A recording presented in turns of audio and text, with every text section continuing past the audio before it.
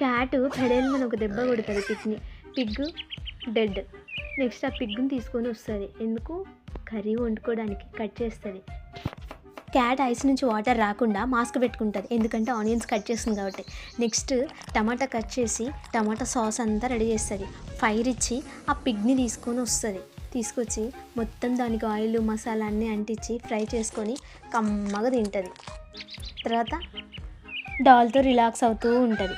Next day morning పోయి మనం non veg కావాలి, మనం వేటకి వెళ్దామని చెప్పి ఫిష్ కోసం వెళ్తుంది. ఫిష్ని మొత్తం పట్టేసుకొని ఇంటికి తీసుకొస్తూ ఉంటుంది స్కూటీ మీద. అవి మొత్తం వాష్ చేస్తుంది, క్లీన్ చేసుకొని మొత్తం మంచిగా కట్ చేసుకొని క్లీన్ చేసుకొని వాటికి కావాల్సిన కూరగాయలు వెజిటేబుల్స్ అన్నీ కటింగ్ చేస్తుంది. ఇక్కడ కూడా ఆనియన్స్ కటింగ్, లీవ్స్ కటింగ్ చేసుకోవడానికి రెడీ అవుతుంది.